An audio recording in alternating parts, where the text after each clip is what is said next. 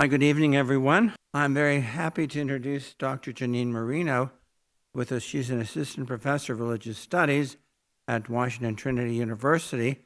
Dr. Marino and I have known each other. We've worked on several projects together, some retreats and different projects. So it's wonderful to have you here at St. Francis with us tonight. Now, her background, she has a BA in religion and history from the Catholic University of America, an MA in theology from Boston College, and then a licentiate and doctorate in canon law from the Catholic University of America. So her affiliations, just some of them, this is quite a number to mention, but just a couple of them would be, she's a board member of the Board of Governors of the Canon Law Society of America, and did that 2023 through this end of this year. She's a board member of the Washington Theological Consortium from 2025 through 2028. She's a canonical judge for the Archdiocese of Hartford from 2024 through the present time, and defender of the bond in the Diocese of Stockton from 2023 to the present time. Now, some of the work she's done, her first thing was, what do you want to be when you grow up? That she published that in 2012. I have to think about what I want to be when I grow up. Yeah. All right. Then also how the church recognized the saints. She published that in 2015. And then some canonical and pastoral considerations and causes of canonization. That was 2018. And then last one I'll mention was the most recently published work, Synodal Approach to Pastoral Planning, Path Toward Co-Responsible Governance, or a merely consultative waste of time. Case study in one archdiocese. That was published in a Jurist last year. And actually, we actually featured in some of our research one of the things that our special needs catechesis had done in preparation for the synod. We presented to Archbishop Gregory, who liked it, and then it was sent to Rome, and it was actually used as a PowerPoint presentation of a model, something that could be done. So anyway, so I'll let Dr. Marino speak now. She's talking on Dilexi Te, I Have Loved You, which is a letter from Pope Leo. So anyway, so I'll turn things over to her right now. So welcome, Jeannine.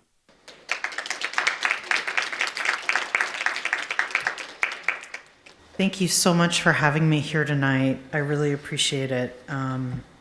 Father John is correct. That last article that I published, I did actually mention this parish in it for all the amazing work that you did during the synodal process, especially your catechesis with special needs children.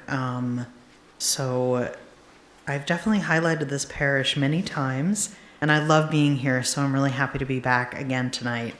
And I have to tell you, I think you guys have one of the best priests in the Archdiocese as your pastor.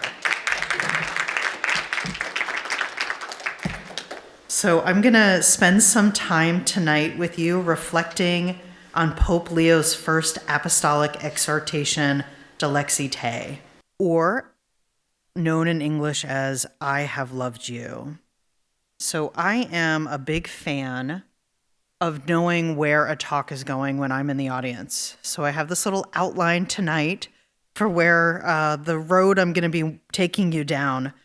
So I'm going to offer some opening remarks on Pope Leo, about Pope Leo, and then I'm going to, for each chapter of Dilexi Te, I'm going to give you a brief summary of the chapter, and then we'll pause for a moment to reflect on what we've heard and how it applies to you in this parish. And then I'm going to challenge us a little bit, and I'm going to ask you to turn to a person near you and share your reflections. And then maybe if a couple people are brave enough, they can share out loud because we have a mic to go around. I know I told you I'm going to challenge you. All right, so how exciting is it that we have our very first Pope from the United States? Right? So Leo was elected on May 8th, 2025. We're coming up on a year. He was born on September 14th, 1955 in Chicago to Louis Prevost of French and Italian descent and Mildred Martinez of Spanish descent. He has two brothers, He was raised in Chicago his whole life, and as we know, he's a lifelong Black Sox fan. They even made a special little dedication at the stadium for him, and that seat that we've seen him on watching the World Series is marked off. He studied first at the Minor Seminary of the Augustinian Fathers, and then at Villanova in Pennsylvania, where in 1977 he earned a degree in mathematics. On September 1st, 1977, then Robert Prevost entered the novitiate in the Order of St. Augustine in St. Louis, and he made his first profession of vows in 1978. And 3 years later, in 1981, he made his solemn vows. He received his theological education at the Catholic Theological Union in Chicago, and then he was sent to Rome to study canon law. And in Rome, he was ordained a priest on June 19th, 1982, and thereafter he received his licentiate in canon law in 1984, and then he went on to write his doctoral thesis in canon law. In between writing his licentiate and his doctorate, he was sent to Peru on mission, the very first time he went to Peru. He defended his doctoral dissertation in 1987, and it's called The Role of the Local Prior in the Order of St. Augustine.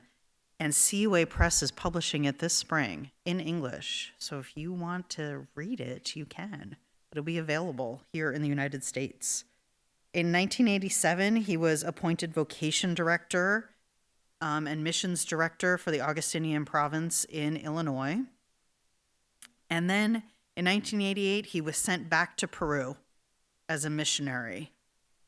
And in the course of the next 11 years in Peru, he served as prior of the community, formation director, an instructor for professed members of the community. And in the Archdiocese of Trujillo, he was the judicial vicar and a professor at the seminary. At the same time, he also was entrusted with the care of 2 different parishes. And in 1999, he was elected provincial prior of the Augustinian province of Mother of Good Counsel in Chicago. So he came back to the States, and then 2.5 years later, at the ordinary general chapter of the Order of St. Augustine, he was elected as the prior general of all Augustinians around the world. And they confirmed him for a second term in 2007 because he did such a good job the first time. And it was during this time that Father Prevost, as the prior general of the Augustinians in Rome, then came to know Father Tobin, now Cardinal Tobin, who was the head of the Redemptorist order at that time. So their friendship dates back many, many years. In October of 2013, he returned to his Augustinian province in Chicago, and he served in a variety of roles there until November 3rd, 2014. Pope Francis appointed him apostolic administrator to the Peruvian Diocese of Chicolayo and elevated him to the episcopacy.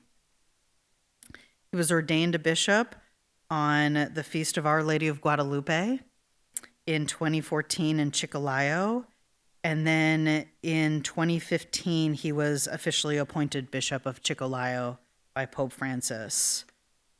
And then in January 30th, 2023, the Pope called him back to Rome as prefect for the Dicastery of Bishops and the president of the Pontifical Commission for Latin America, and he was promoted to the rank of Archbishop. Pope Francis created him cardinal in the consistory of September 30th, 2023, and as head of this dicastery, he participated in the Pope's apostolic journeys and in both of the first and second sessions of the Synod on Bishops on Synodality, where maybe he heard about this little parish in Deerwood, Maryland, because Cardinal Gregory, frankly, was very proud that you guys were posted on the Vatican website as a best practice worldwide. So, Dilexi Te. It was issued on October 4th, 2025, on the feast of your patron saint, Saint Francis of Assisi. Dilexi Te is the Latin title of this document, and it means I have loved you, on love of the poor. That's the full title. The title is taken from chapter 3, verse 9 of the book of Revelation. Behold, I will make them come and fall prostrate at your feet, and they will realize that I love you. This exhortation was started by Pope Francis in the last months of his life. Francis started Dilexi Te to complement his previous apostolic exhortation issued in 2024 called Dilexi Nos, He Loved Us, on the human and divine love of the heart of Jesus. Dilexi Te was finished by Pope Leo XIV, and it was issued by him. It has 5 chapters and a very brief introduction. It's about 20 pages long, 25 if you include the footnotes, so it's a really readable document. Chapter 3 is the longest, and chapter 1 is the shortest. So before we look at the text of Dilexi Te, I just want to pause for a second and think about, why did Pope Leo issue Dilexi Te now? We have a lot of papal statements on the need for the care of the poor. So why did he choose this time to do this? So less than a month before Leo issued this document, it was announced that the world would have its first trillionaire. Leo gave 2 English language interviews in September 2025, so just as he was getting ready to release this. And he remarked during that interview that we're living in a polarized world that's harming people. He talked in this interview about the widening gap between income levels of the working class and the wealthiest people in the world. And speaking specifically about the possibility of the world's first trillionaire, Leo stated, quote, "What does that mean? And what's that about? If that's the only thing that has value anymore, then we're in big trouble." He went on to say in that interview that polarization has led to the loss of shared values and the erosion of human dignity, especially of the poor, the marginalized, and the suffering. Leo also said that the antidote for polarization was synodality. Synodality at its heart is praying together, actually speaking to one another respectfully with an open mind, and truly listening to each other so we can discern together how best to serve the Lord. So this was Leo's frame of reference when he issued Dilexi Te, right? The sense of increased polarization in the world, the increased disparity of wages, the declining recognition of the human dignity of all people. So in the introduction of Dilexi Te, we hear Pope Leo state that this document is in continuity with Pope Francis's Dilexi Nos, and that Leo is making Dilexi Te his document. He states in the introduction that he shares Pope Francis's love of the poor, and that he also believes, like Francis, that all Christians must come to appreciate the connection between Christ's love and Christ's summons to care for the poor.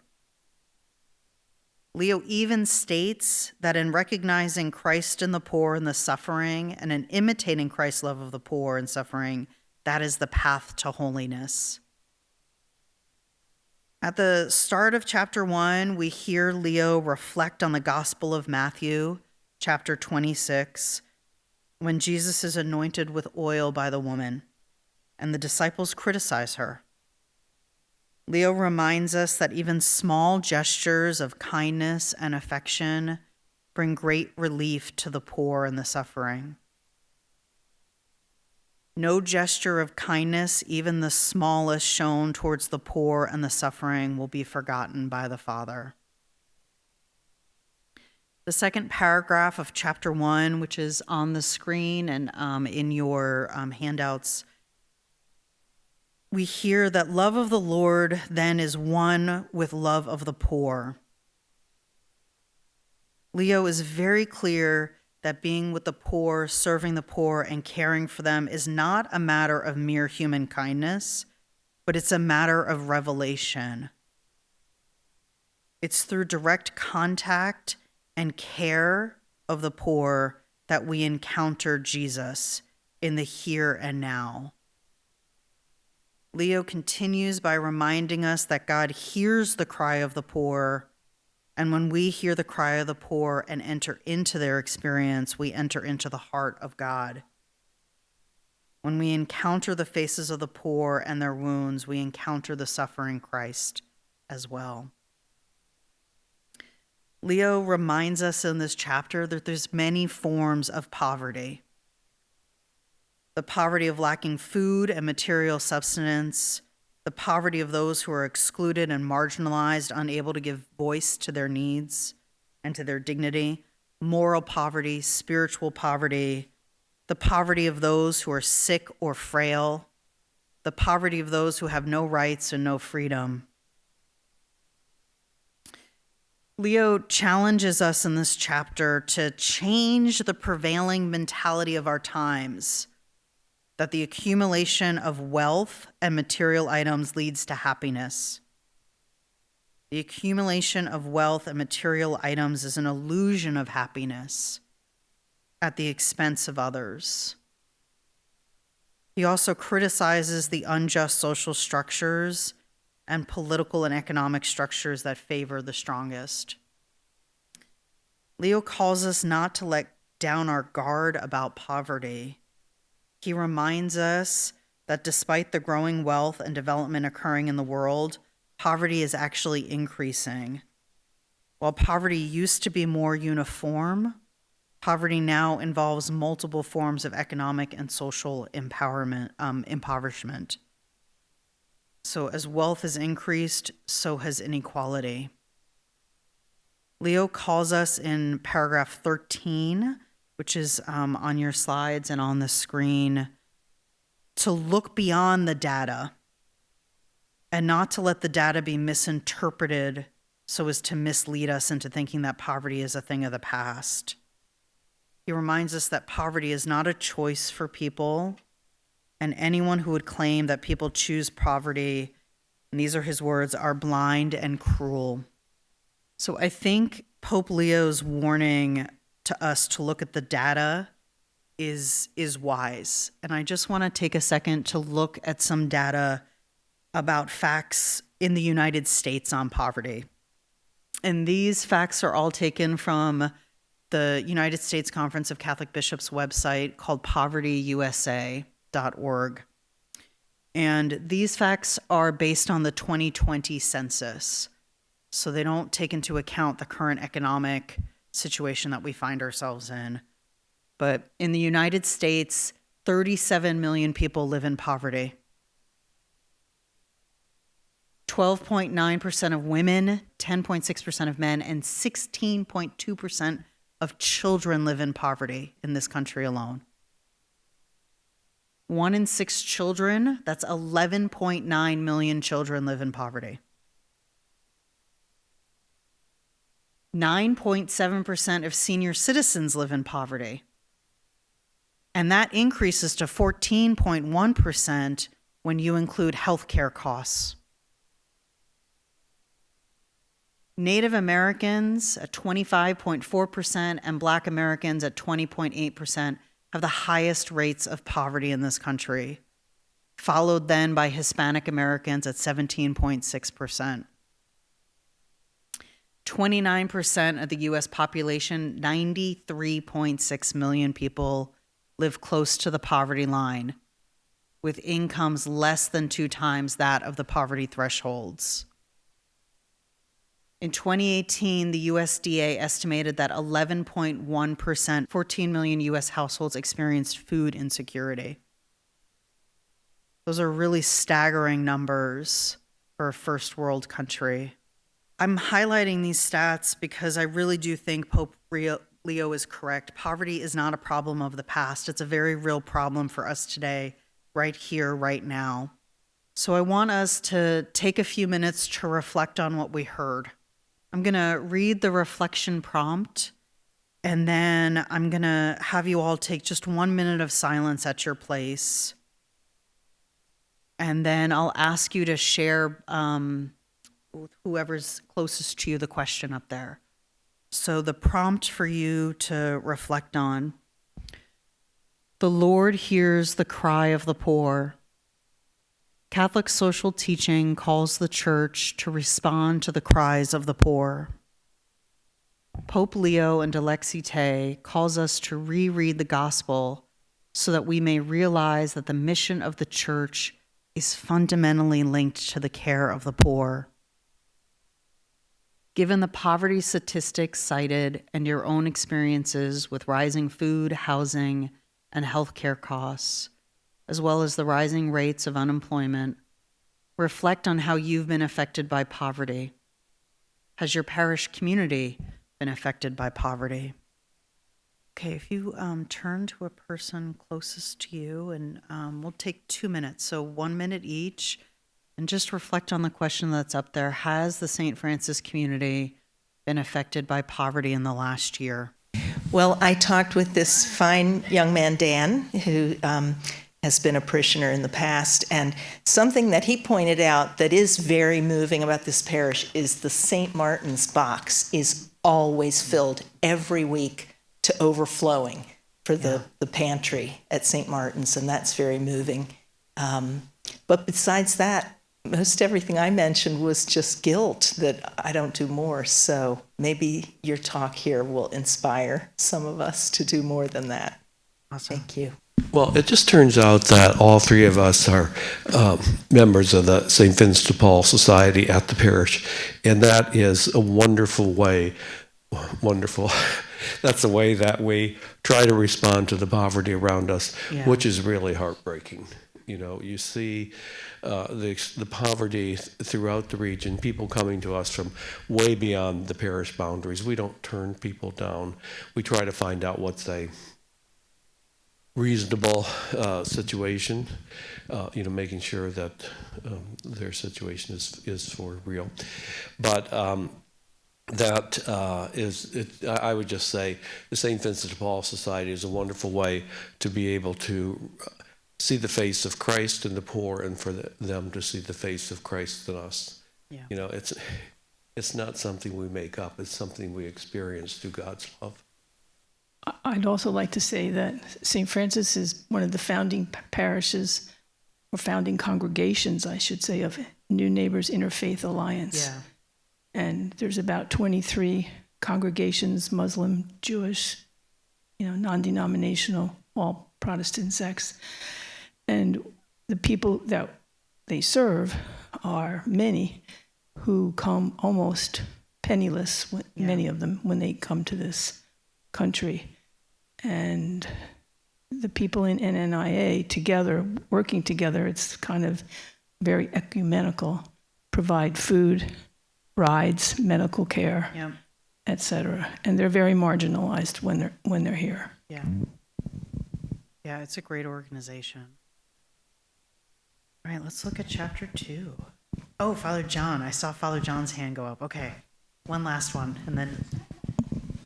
I'll just add a PS to that, and that is, with the lack of government support being cut, it's really been trying to get the resources together to meet the needs are very, very, very challenging.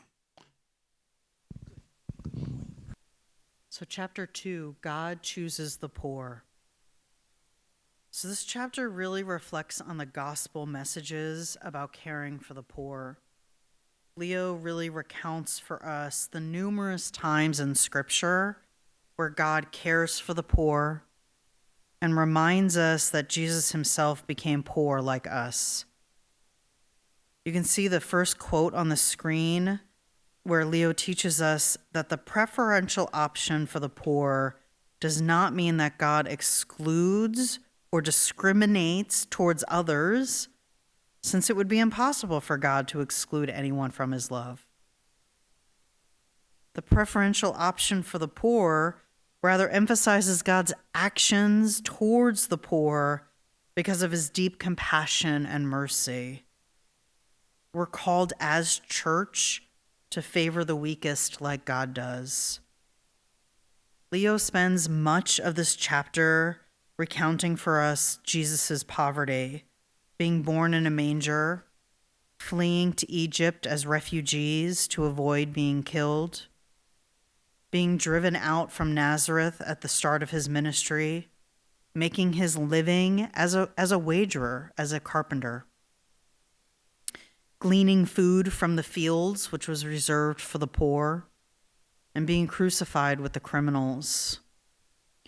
Jesus is not only a poor Messiah, but he's also the Messiah of and for the poor. Jesus' ministry is spent caring and ministering to the poor and the suffering, healing of the lepers, the Samaritan woman, the woman with hemorrhoids. Leo reminds us in this chapter of Jesus' teaching on the poor, which culminates in the great parable of the Last Judgment, or the Great Criterion. Jesus tells us in Matthew 25:31 through 46, how we will be judged by the Father at the end of our lives. Lord, when did we see you hungry and feed you, or thirsty and give you drink? When did we see you a stranger and welcome you, or naked and clothe you? When did we see you ill or in prison and visit you? And the king will say to them in reply, Amen, I say to you, whatever you did for one of these least brothers of mine, you did for me. If we wish to obtain holiness and be united with God in paradise, then we will be judged on how well we cared for the poor. Leo reminds us that the gospel teaching to care for the poor is simple and clear. We just have to follow it. So for our second reflection, Pope Leo recounts for us the many ways that Jesus lived in poverty. Jesus' birth in a manger, the Holy Family's flight to Egypt as refugees, being driven out of Nazareth, working as a carpenter, being denied by his closest friend, and dying on the cross. Jesus is not only a poor Messiah, but a Messiah of and for the poor. We hear in Scripture how Jesus cared for the poor, the orphans, and the widows, and how the measure of holiness is the great criterion in the parable of the judgment of nations. In a world experiencing so many types of poverty, how do you care for the least of those among us? How has the community at St. Francis cared for the least among you? This is the 40th anniversary of our parish twinning relationship with the conversion of St. Paul Parish in Haiti. So I'm going to turn things over to Dan to talk about it.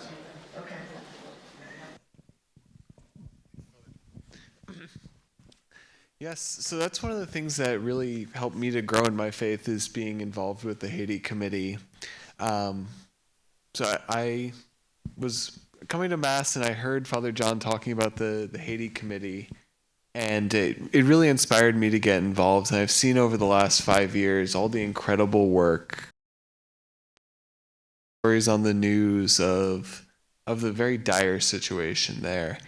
I think every day the news gets worse and worse, but we see the small effort that the Haiti Committee here does. It's a tiny effort, but it brings a connection in faith with our brothers and sisters there, and it helps in small ways to make their lives better in such a dire situation. And it's really inspired me to grow in faith, being part of this. So we're helping in a sense, but also growing in the faith. And that's really, really inspired me. And it was one of the things that drew me to this parish, just seeing how much they do. And when I first joined, I thought, oh, they sell coffee after Mass, and maybe I'll sell some coffee, we'll send a check. But learning about all the things that they do from so many different angles, whether it's helping economic development with the coffee, supporting the medical clinic, supporting a school, supporting the parish, even small things like bringing internet to the community through installing Starlink so that they can connect with the outside world. It's so much more than a small effort, and it's always impressed me that a relatively small group of people can come together. Thank you, Dan. That is the perfect segue into chapter 3. Because chapter 3, A Church for the Poor, is all about how a small group of people can come together to make real change in the world. And Leo really recounts in chapter 3, this is the longest chapter of Dilexi Te, but he recounts for us the lives of the saints from the early church up until the modern day church, and how the saints have lived out the church's constant teaching to focus on the care of the poor. Right? So Leo reminds us of the story of St. Lawrence and his martyrdom. Right? When asked by the Roman authorities to turn over the riches of the church, he showed up with the poor, saying they are the riches of the church. St. John Chrysostom taught that charity was not optional, but a requirement for true worship within the Christian community. Leo provides a really beautiful overview of St. Augustine's teachings on the poor. If you really want to see who Pope Leo is and how he's been formed by the Augustinian order, go and read that section of the document. But we hear, for Augustine, the greater love of the poor one showed, the greater reward from God one would receive. We hear about the saints who founded hospitals and religious orders to care for the sick, like St. John of God and St. Camillus. He writes about the Vincentian family, St. Vincent de Paul and Louise de Marillac, Elizabeth Seton, another local woman of the Vincentian family that all cared for the poor. The history of the monastic orders like the Benedictines with their radical hospitality to open their doors to all who knocked, allowing the poor to live on the monastery grounds, to work with the monks, to establish an economy of solidarity rather than an economy of accumulation. Leo has a beautiful reflection on St. Francis and his radical commitment to evangelical poverty, saying St. Francis did not just serve the poor, he became the poor. A simple and poor lifestyle as a prophetic sign for mission and renewal in the church. You can see the quote on the screen about Pope Francis. Francis did not found a social service organization, but an evangelical fraternity. In the poor, he saw brothers and sisters, living images of the Lord. His mission was to be with them, and he did so through a solidarity that overcame distances and a compassionate love. Francis's poverty was relational. It led him to become a neighbor equal to, or indeed lesser than others. His holiness sprang from the conviction that Christ can only truly be received by giving oneself generously to one's brothers and sisters. Leo reminds us of the power of education to lift people out of poverty, citing the life of John Baptist de La Salle, John Bosco, and the Ursuline sisters. He highlights especially the work of the saints who accompanied migrants, St. John Baptist Scalabrini and our very own Francis Xavier Cabrini, and the urgent need to follow in their footsteps accompanying modern-day migrants and refugees. Leo provides an extended reflection on Mother Cabrini and the importance of her witness in today's culture. Leo exhorts us to remember that holiness flourishes in the most forgotten and wounded places of humanity. He concludes the chapter 3 by reminding us that the saints know that solidarity means fighting against the structural causes of poverty and inequality. Holiness means, quote, confronting the destructive effects of the empire of money, end quote. And standing in solidarity is a way of making history. So for this reflection, we hear Pope Leo recounts for us the many examples of the saints throughout the history of the Church who have cared for the poor and advocated for more just social conditions. Leo recounts the lives of St. Lawrence, Augustine, Francis and Clare, Vincent de Paul and Louise de Marillac, Francis Cabrini, Teresa of Calcutta, Catherine Drexel, and more. These saints attained holiness because they lived according to the great criterion. Reflect on the life of your favorite saint. How can their example of the care of the poor inspire you to holiness through social justice actions and the direct service of the poor? I think sometimes, even though they're not on the Roman calendar, there's people that are saints. And here at St. Francis of Assisi, we had a Monsignor Ralph Keener, and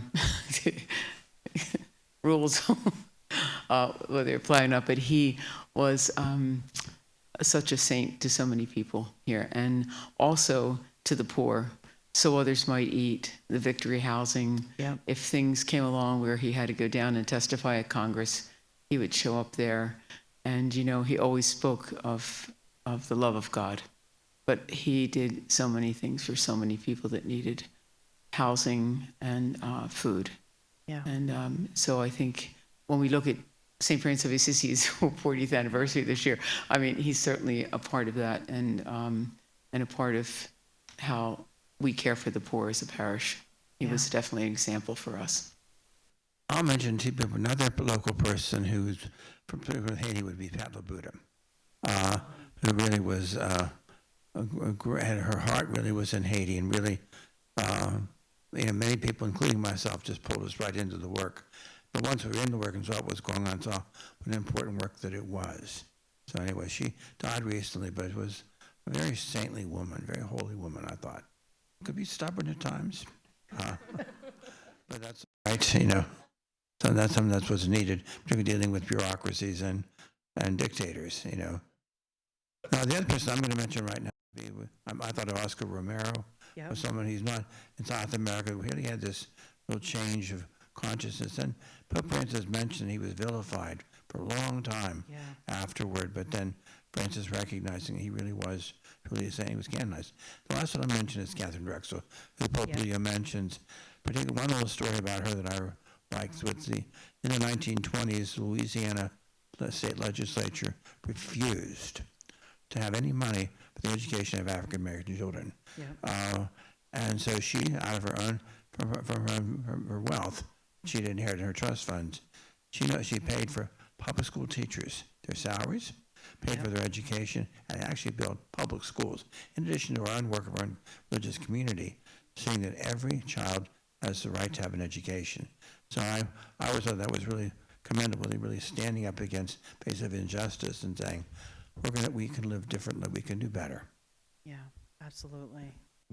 I really love, you can tell we have an American Pope. He names Catherine Drexel in this document. Francis Cabrini, I mean, it's like, yes, we have so many amazing models of holiness in our own culture. So the saints are my favorite thing to talk about. I can be up here for hours talking about the saints. All right, chapter 4, a history that continues. Chapter 4 is Leo's reflection on modern Catholic social teaching. He provides us a summary of modern Catholic social teaching from Leo XIII up through Francis.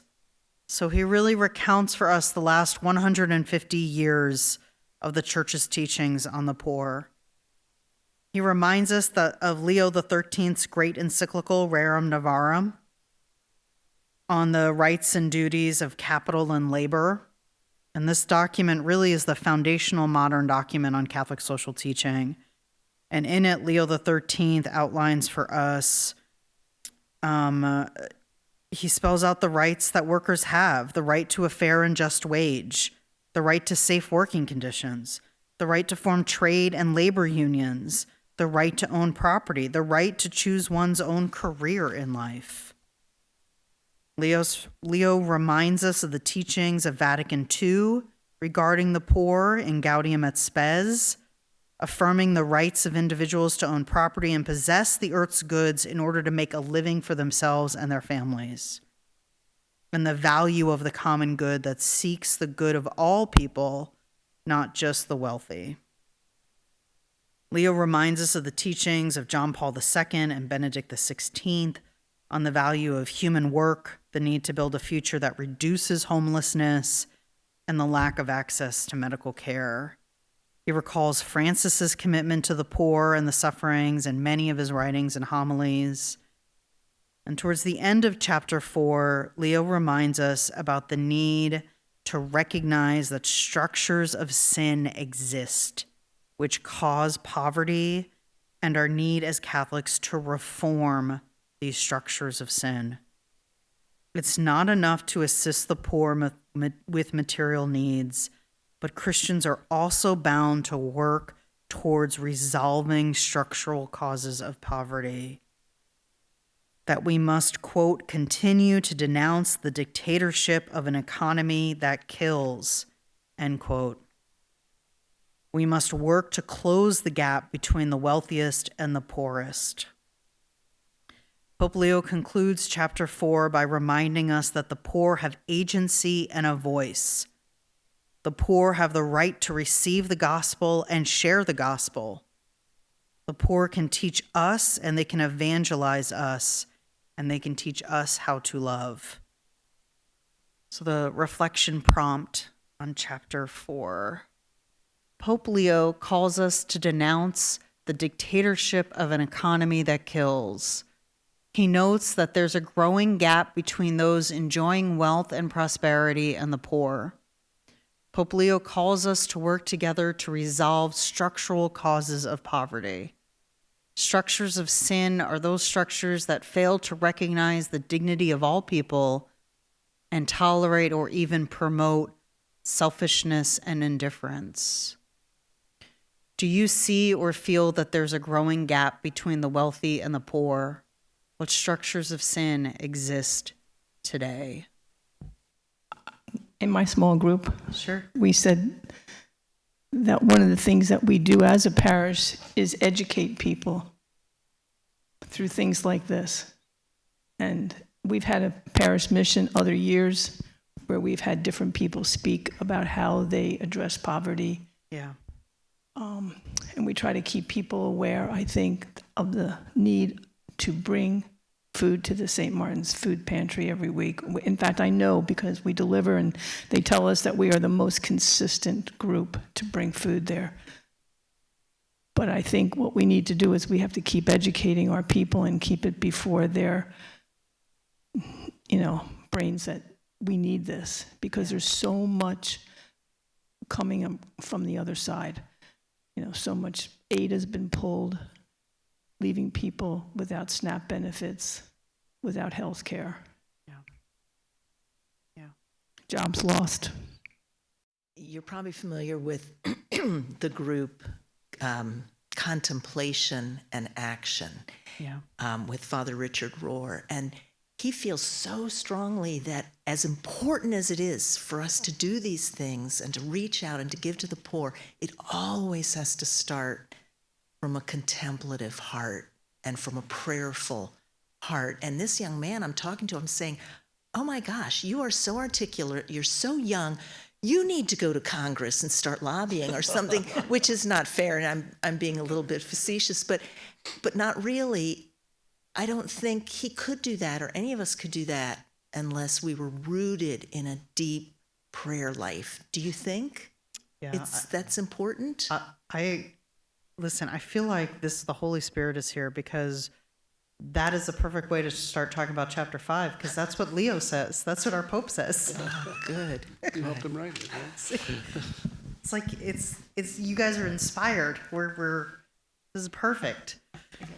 So Leo concludes Dilexi Te by telling us that he purposely wrote about the history of the church's concern and care for the poor in order to make it clear that care for the poor is a constitutive element of the church. In order to be the church, we must care for the poor. He says we cannot regard the poor as a societal problem. The poor are part of our family. And moreover, we cannot look at the poor as some sort of ecclesial activity. Rather, we have to look at the poor as one of us. We have to see the poor as our own brothers and sisters. Leo, like Pope Francis, asks us to remember the parable of the Good Samaritan. Do we care for the man left for dead on the street, or do we pass him by thinking that he's someone else's concern? Pope Francis and Pope Leo ask us to reflect, to pray on that scripture passage. Leo reminds us that the church stands in solidarity with the poor, the excluded, and the marginalized. He criticizes those Christian movements or groups that have no interest in the common good of society or the poor. Leo, in paragraph 114, addresses those who think the role of the church is only to teach and pray. Because he clearly states the role of the church is to teach and pray and commit ourselves to social justice and action. That Christian movements cannot rely on the government to care for the poor alone or only focus on the wealthy for pastoral care, but rather we must be committed to living out the preferential option to the poor. Leo reminds us about the importance of almsgiving, that almsgiving should be encouraged and practiced by Christians, that almsgiving offers us the chance to assist the poor, to look in their eyes and share the riches with them. Leo concludes Dilexi Te by reminding us that Christian love breaks down all barriers. Love unites strangers and reconciles people to each other. Christian love is prophetic, and it works miracles, and it knows no limits. So for our last reflection, Pope Leo calls our attention to the fact that the church cannot see herself as only praying and teaching, but rather our faith calls us to follow the example of the Good Samaritan by literally caring for the poor and suffering among us. Pope Leo reminds us that the poor are not a sociological data category, but real people who are the very flesh of Christ. Pope Leo concludes Dilexi Te by reminding us that love breaks down every barrier, brings close to those who are distant, unites strangers, and reconciles enemies. A church that sets no limits to love, that knows no enemies to fight, but only men and women to love, is the church that the world needs today. How can you serve the poor like the Good Samaritan in today's world? How can you expand your capacity to love by bringing people together for social action? One of the things that we do here, we do a lot of things. I am a Eucharistic minister, and I'm also a lecturer, but Eucharistic minister, and I'm part of a team that brings communion to rehabilitation centers, memory care centers, and to individual people. And I find that it's sometimes we come and there's other people there, like family members, but you wind up speaking to everyone.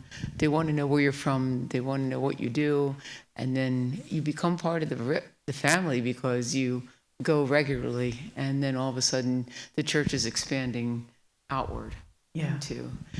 The other thing is that we should have mentioned this sooner, but once a year we have a Mass for all God's children. And it expands many areas here that come for Mass in the evening that are special needs. And they do all the readings and the intercessions, and they're ushers, and it's just wonderful to have them all part of our ministries. And they have a wonderful evening, and we set out a reception afterwards for them, and it's just their celebration of night. So it's very special for them. So I think that for us as a church, there's no limits to love bringing Christ to others, either here in the church or out in the community. Meeting those in need challenges us to expand ourselves. Yeah. And I was just thinking of two people that's happened with. One of them is a man grew up in Uganda, and he swears that growing up in Uganda didn't affect him, but we can all see how it did. But he's become a delightful person. And at first he was very scary. He was very different, and very scary. And now he still comes by. He knows what we can do and can't do. And most of it we can't do because, whatever. But he still comes by for the friendship. And another one whose daughter was in probably middle school at the time, we made sure that she did not end up in a shelter. So it had to expand our hearts to go beyond what the regulations are for St. Vincent de Paul. And it was so nice to know that girl now is a college student, and hopefully she'll continue on that road. It's her future. There's no limit to love, right? And I think this parish does that really well. So thank you for having me. I really enjoyed my time. I hope this was a helpful little Lenten reflection, a little different than a regular talk, but thank you so much.